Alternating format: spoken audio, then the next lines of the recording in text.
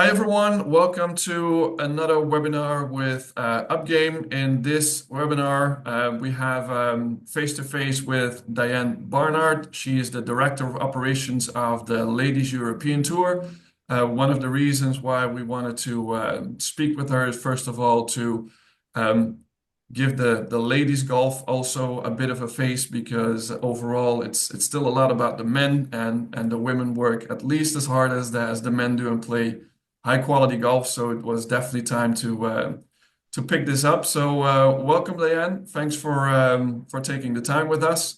First question basically is always if you could give us a quick introduction of who you are, what you're doing, how you got there in your career in golf, so that we kind of have an idea of who we're dealing with. Thanks, Joachim, and thanks very much for inviting me along today. And yeah, I mean, I think that like a lot of golfers, they start off in golf very young. It seems like even younger these days than when I started out. My father was a surfer, and he very much enjoyed surfing. We lived in South Africa at the time, and he had a bit of a scary experience one day, and he decided that maybe surfing wasn't the thing for him anymore. So he thought, what sports do I enjoy? What would I enjoy doing? And he decided golf was what he was going to pursue. So sort of in his mid-30s, he started to play golf. He got down to a single figure, I think, at best. He always had a fade. He could never get rid of his fade, unfortunately. But when I was probably 9, 10 years old, I asked him if I could come along. I love playing sport at school in general, and it seemed like golf was good fun. So I went along with him, and yeah, from that day onwards, I was hooked. So from pretty young, I wanted to play the game, and also played other sports. Like I suppose tennis and golf were the two sports I played, and at one stage I decided I had to concentrate on one of them, and golf was it, because to me it was the greatest challenge, and so many different facets to the game. Yeah, so that was when I was about 10, and when I was in my sort of mid-teens, I became reasonably good at the game and decided I wanted to pursue it further. And I suppose in my early 20s, I did actually turn professional, play on the LET and also on the LPGA for a brief period. So golf has been in my blood and in my family for a very long time. So it's something that I've been involved in various aspects from quite young. Okay, that's nice. And you also still surf, or you never picked up surfing after you left? I never surfed. No, that wasn't for Okay. me. I prefer to be on the land than in the water. But I played lots of sports at school. Okay. But field hockey was probably my favorite sport besides golf and cool. tennis. Yeah, as a surfer, I had to ask. I love surfing in South Africa, so yeah, nice. Okay, Nice to surf. can you give us some insight how you went from a playing career into now your director of operations at the Ladies European Tour? Yeah, I played for quite a few years. Like I said, I played on the LET and also the LPGA. Played on the LPGA back in last century, long time ago. And while I was out there, I was asked to join the executive committee there to be the first international representative, which was, a real honor to do that. Obviously, going back a long time now, and the LPGA has, changed enormously, as has the LET. And then when I was, I suppose it's back in about 2003, 4, I joined the board of the Ladies European Tour. And I served on the board for around about 7 years. So when we launched the LET Access Series, so the development tour to the Ladies European Tour in 2010. And I moved across from the LET board to take on the tour director role at the Access Series. So that was back in 2010 when we launched. And then when we went into a joint venture with the LPGA back in 2019, I then moved across from the Access Series to Director of Operations at the Ladies European Tour. I suppose we're all one tour really, but so I moved across one responsibility to take on the operations role. So been with the tour now. I think I just celebrated 14 years, so quite some time. So the majority of that was running Access Series, and that was a real thrill, because it's a great tour.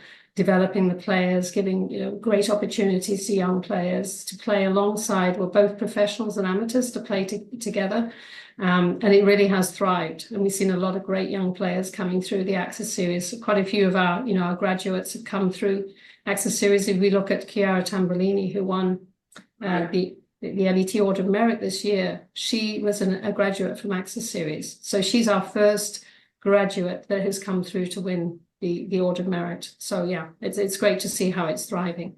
But yeah, it's been golf, as I said at the beginning of the call, golf has been very much in my life for a very long time. So again, it's a thrill for me to be working at the Ladies Youth Tour in this role as well as Director of Operations.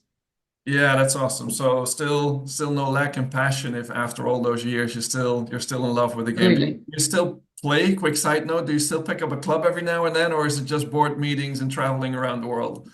Absolutely. There's a lot of that. I haven't played probably for 3 years, something like Oh, that. And wow. I don't think it would be very pretty if I picked up a club now, but I know I must get back into it because it's just the greatest game. But when I stopped playing, on tour, it was kind of like retiring, I suppose, from the game. And when you play a sport or you play sport for a living, when you stop, it's kind of like it's a job. So Yeah. it's trying to get a different attitude towards it going forward. But I must get the clubs out, dust them off, and Yeah, get playing exactly. again. Yeah, I wouldn't worry too much. I mean, we as Dutch people says, even if you don't ride a bike for years, you never unlearn how to ride a bike. And I think it's the same with very skilled golfers. You never unlearn how to swing a golf club. So you'll probably find it. I might need a little handicap. Yeah, Yeah, I possibly. It mean, might need a few shots. yeah, that's fine. I mean, it's probably your expectations are probably as high as in your tour playing days, and that's kind of the issue then, right? So, Absolutely. okay, so can you give us a quick insight if you say, okay, it's mostly board meetings and setting up the whole tour? Of course, the latest series has been around for almost 15 years now. You basically built that from scratch. Probably pretty proud of seeing that has now turned into a solid satellite tour for the LET tour. Um, but what does your schedule look like? Are you basically in and out of airplanes, or is most of it online and on Zoom calls, so to speak? I think that it had life has been a little bit easy, become a little bit easier after COVID. Our lives have changed how we conduct meetings. A lot of the time, obviously, it's really good still to be in person. My role, I suppose, with the director of operations as well is going to events and seeing how the events are being run, interacting with the promoters, but also with the players too. So having that relationship with the players, because in my role, I kind of across the LET delivery of LET tournaments, but also membership as well. So the policies we have in place, the regulations, all of our policies, the world rankings, etc., and then also overseeing Access Series as well. So I try to go to some of the Access Series events during the year, and I'll travel to probably about 13, 14, 15 of the LET tournaments during the season. So I mean, the good thing is I'm very used to traveling, having done it all of my life. So I try to travel sort of Monday to Thursdays, during the tournament week. But yeah, it's part of what I do. I still love to travel. It's like I say, been in my blood since I was very young. So it's a mix between being on site and actually, seeing people in person, and also spending quite a lot of time on Zoom and Teams as well. Yeah. Yeah, I think that has made it a bit easier, right? With people getting used to planning our meetings on online, so to speak. And yeah, it's great that you still attend the tournament, so you still have a lot of connection with the younger players, with the next generation, so to speak. Yeah, no, absolutely. And yeah, and I think just looking at the players, how many great young players there are coming out of Europe. You look across the whole world. You look in the States as well. We're very conscious, and understand that a lot of our players who maybe start their careers on the Access Series or also on LET are more than likely potentially going to then move across and play on the LPGA. But you look at all of the great players that are playing on the LPGA that have come through our tours. That's just, that's how it happens on the men's tour as well. But, it's wonderful to see all of those great young players coming through. And I think that just looking at stats collection when I was very young, stats collection was very, very basic. I think Annika Sorenstam was probably the world leader in many ways, but she was probably the player who started to look at stats in a real sort of in-depth way, rather than just the straightforward, greens to regulation, how far am I hitting it, how many greens am I missing, etc., how many putts am I taking.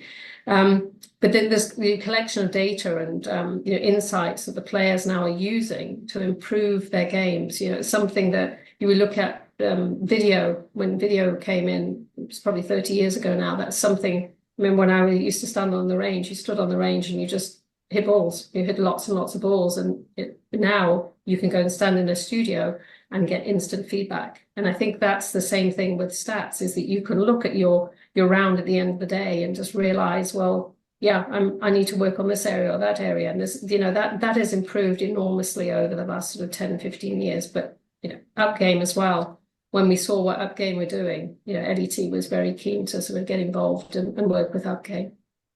Yeah, fantastic. Yeah, that ties right into one of my next questions is how important was and is stats for the LET and the Access series, and how did you get to the partnership with Upgame? Well, I think that we met Samir a couple of years ago now, probably 3 years ago, and he introduced the app to us, and we were really so impressed with what it could do, all the data that could be collected. And also, I think an important part of it as well is that it's something that could be in the hands of the players.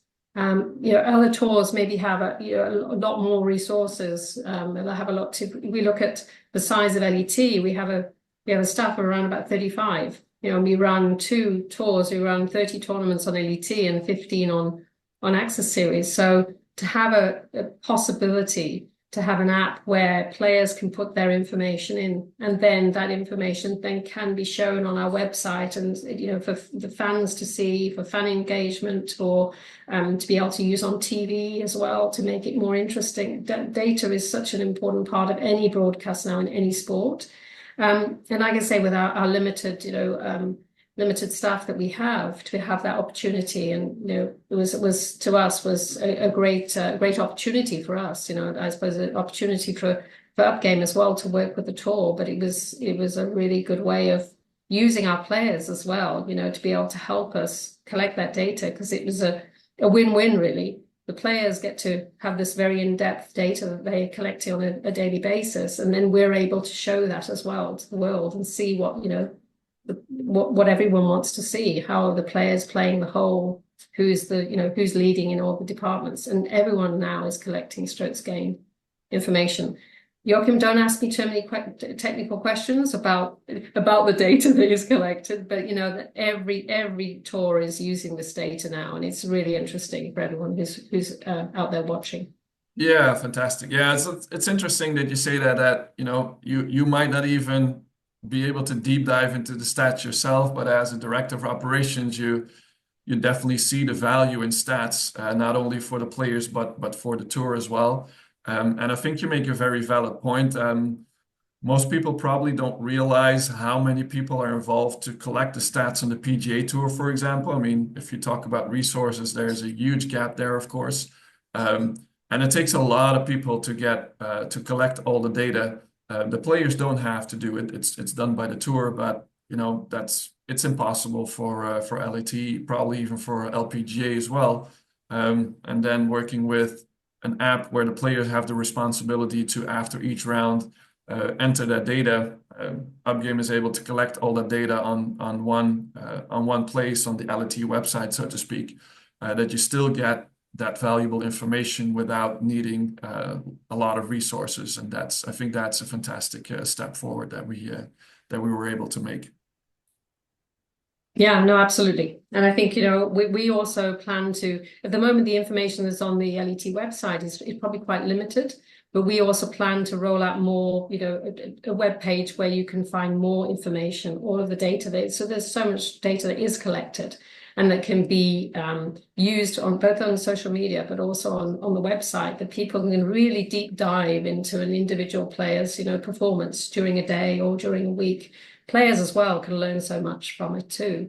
how the winner played the venue the year before. How did they win? And then they can learn from that. They can play the course before they get to the venue, so they can see all of the holes, how it's set up, so they can start to sort of visualize how their game plan or their strategy to play the course. So yeah, it's really exciting, I think, for someone who doesn't understand all the stats, deeply. It's really exciting to be able to have access to that and be able to show that to the wide audience out there. Yeah, fantastic. Let me see if I can share the website for you, just so that people have an idea. If you just go to the homepage of LAT, you click on the menu and you click on stats. This is basically where we are, what we developed for 2024. You already mentioned that for 2025, there's a number of add-ons on the roadmap, because there's a lot more data that we can show, but of course we want to present that data in an understandable manner. So this section will probably be a lot larger for next year. Yeah, but just so people know, there's a number of categories that you can scroll through. Of all these categories, you see the top four. If let's say, for example, if we look at the average strokes gained, if you want to see the full ranking, you just click on that button, and then you can look up all your favorite players, and you can see where they rank in relative to the other players in strokes gained. But there's, like you said, there's a lot more data coming. And just from my side, the players, it was kind of a switch, right? Because you wanted to do stats. You can't collect it as a tour. You didn't have the resources for that. So basically the responsibility was given to the players. And I think to make sure that it happens, there was a rule that made it mandatory for all LAT players and all Access Series players to enter their stats after the round. And I'm curious how the first responses were, because in general, people don't respond that well to change. You're probably well aware of that, as in all the work with setting up the Access series and everything. So I'm really curious, how can you give us a little bit of feedback on how that process was with the players? Like you say, Joachim, the information we had previously was, very basic on the website. So we did used to have a stats card, which was the players filled in. It was, again, just greens and regulations, whether or not they hit the fairway, how far they hit it on a couple of the holes to see a driving distance average. So we did have that in place previously, but when we introduced Upgame, as you would know, it maybe takes a little bit longer because there is so much information that can be gleaned from it. It takes probably 10 minutes. So it's not a long process, but it takes that amount of time. So maybe it was taking, what the players did when they were using a stats card was they would fill it in on the golf course. So when they came in to do their card, they would hand in the card and it was done. Yeah. So it was a little bit of education on that, getting the players to have the buy-in to do it. But also, quite a few players, and there are quite a few Upgame ambassadors as well. Those ambassadors as well communicated to the players saying, "This is great. This is a really good resource for you as well. Is that you can learn so much from the stats that you're going to collect." I know that some of the players potentially used other stats collection, other stats apps. So also not having to do the data twice. So there was a little bit of pushback in certain areas, but I think overall, as the players got used to doing it and it took less time to do, it's just part of their routine. So I think maybe a little bit more buy-in maybe on Access Series, because again, the feeder tours, they probably don't have. We're excited about Access Series having, data that you can see, because feeder tours generally don't have this kind of information. It's maybe more of the major tours. I know that Epson Tour have recently started using the Upgame app as well for their players, so which is great. I think we started off and they've followed us as well. So it's something that to have on a feeder tour with the younger players using it when they come through onto LET, it's just they've been using it for 2 or 3 years, so it's kind of second nature. So yes. I think when, like you say, when you introduce something new, it's like, oh, do I have to, it takes a bit of time, etc. But once they start to realize the benefit of that data and how it can help them, how they compare themselves to the rest of the field, etc., then it's helping them. It's helping them to improve. It's helping them to, to produce lower scores, and that ultimately lower scores means making more money. So I think Yeah. it's been, players have started to buy into it. Absolutely. Yeah, I agree 100%. And it's like you said, it's also a win-win situation. It becomes interesting for the audience who are interested in the latest European tournaments. They get a much better insight in how is my favorite player performing, and you also make the viewing more interesting because you have a bit more data to show. But especially also for the players, if they can see where they stack up against the rest of the field, it's much easier for them to pinpoint which part of their games they have to develop to make the next step forward and moving up that leaderboard. And like you said, if you have the satellite tours or the feeder tours, they will never have the resources to do the stats. So it's definitely a player responsibility. And I think that is something that is still under development, also in the mindset of coaches. Not all coaches are already there. They're saying, hey, my player needs to do stats. That will change rapidly, I think, in the next 5 years, because we see the juniors growing up now with doing stats. So the next generation of golfers, stats is just as normal as going out on the putting green and practice your putting, and going out on the driving range and hitting your shots, just as that they're used to using data with ball trackers and ball radars and club radars. So that in your generation, that was We all didn't have that. that literally science fiction. Yeah. Absolutely. Yeah. Things have changed enormously. When I first used a video camera, it was about this big. Yeah. Exactly. So yeah, Yeah. things have changed enormously. Yeah, we used the VHS camera, and then you went into the office and then loaded onto the TV, and then were using magic markers on a plastic plate in front of the TV. Yeah, Absolutely. things have Yeah, changed. Yeah, enormously. taking into that, let me pull up another website. In this case, just this is my Instagram, but the part that I wanted to show you for people who are interested is that if you go to the Upgame account, an interesting post that James, one of our lead analysts, has made, is what it takes to qualify for the LAT. So, like you said, we now have data of that the Access Series, the feeder tour, the satellite tour, where players who are aspiring in a career on the LAT, that they can see with this data, okay, what are the numbers that I have to start looking at? Where am I already close, and where do I need to gain? Important one to point out is that strokes gained is per round average versus the raw LPGA benchmark. The data that we have on the website of LAT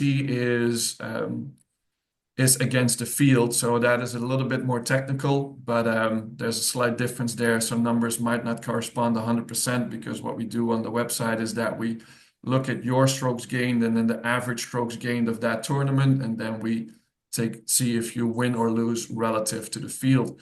One of the reasons to do that, it's also a bit technical, but if you play a Scotland links course with a gale coming over, a lot of wind and a lot of rain, that is a whole different ball game than playing in nice weather. And so then you would probably lose strokes gained relative to the benchmark, because the situation is a lot more difficult.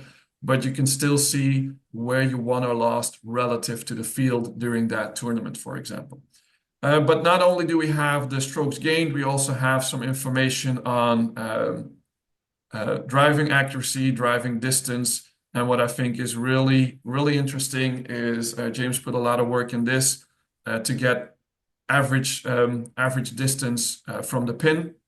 That is definitely something, especially now with all the ball trackers and the radars, where you can see, okay, if I start shooting 50 to 75-yard shots, what is the average feet that I want to hit the shot to? Or if you hit it closer than that, you're actually beating the averages. So this gives people, the players, a very good indication of where they are, especially they can have these numbers on the Upgame app as well. If they're on average, for example, the 50 to 75 yards, 22 or 23 yards, you see, okay, I'm 4 or 5 yards too far away from the pin on average. And that is something that you can quantify your training with then again.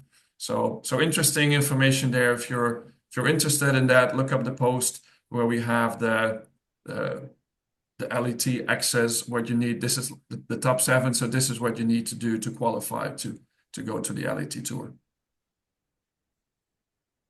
Yeah, and there's just, Joachim, just on that, I think James has done a great job there putting all that information together. And it really is, for any young player wanting to, even get onto Access Series, understanding what they need to be achieving.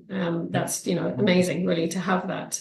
And just with this data as well, is, our plan is to, in 2025 and onwards, is also to have a lot of this featured on LET and Access Series social media as well. So that's one of the great things about the development of our relationship, is that we will continue to show great, interesting data for not only players and coaches and families, but also fans out there who are watching and also want to compare players as well, and just compare their favorite players. How they can compare in certain areas of their game, who's better at what, etc. So yeah, lots of great, interesting data that we'll be able to access going forward. Absolutely, 100%. Okay, I think we covered a lot of topics. You already mentioned that was going to be my last question. You already mentioned some of the things that are on the roadmap for 2025. So can you give us a quick insight on where the tour is heading in 2025 as a last topic to discuss before we wrap it up? I think that probably like a lot of companies, a lot of tours as well. I think sustainability is probably high on our agenda, looking at what we can do better, and what tournaments generally, how we can help them to also look at that very important topic. I think also we launched a Performance Institute in 2023 while we're at the AIG Women's Open, which is all of our services that we provide to the players, our medical services. And that's something as well that we want to build on and give them a world-class Performance Institute, which we see, in other, most definitely with the men's tours. So that's a really big focus for us. And I think part of that Performance Institute as well is us using the Upgame data that we're collecting to also help with our research projects. So that's quite a really interesting area for us as well going forward. So I think those are probably, two of the big things that we'll be thinking of, obviously working on making the tournaments bigger and stronger, the tour stronger, but also our digital strategy as well. That's really important for us too. So that's where we'll work closely with Upgame as well on, social media content and, getting the message out there of how wonderful the LET is and, women's golf in Europe. Awesome, thanks. How many tournaments are already confirmed for next year? Do we have an increase on both LET and Access Series? Is it somewhat the same as this year? We'd expect a similar schedule on both tours, maybe a couple more on Access Series, but it might be a bigger schedule than it has been, but it's more than likely going to be pretty similar to how it was. So around about 29, 30 tournaments on LET and around 15 to 18 tournaments on Access Series. So another busy year ahead in 2025. Yeah, exactly. And I think, Phil, you still have the Q School in December coming up, right? So that's probably a busy one first before you're heading into the new season. Yeah, absolutely. Yeah, we have we have a great relationship with the courses in Marrakesh. We have six courses that we use for Q School. We have, I think, about 260 players attending the first stage. So it's continues to grow and get stronger. And we're very happy to be moving to Morocco and being there for the next few years with the Q School. So it should be we'll see some great young players come through, I'm sure, in a few weeks' time. Some stars to watch in 2025. Well, thanks a lot for your time. Thanks for all the insights. Thanks, Joachim. All the best, and definitely looking forward to our partnership in the near future. Yes, as we are too. Thanks, Joachim. Thanks, Diane. Bye-bye. Bye.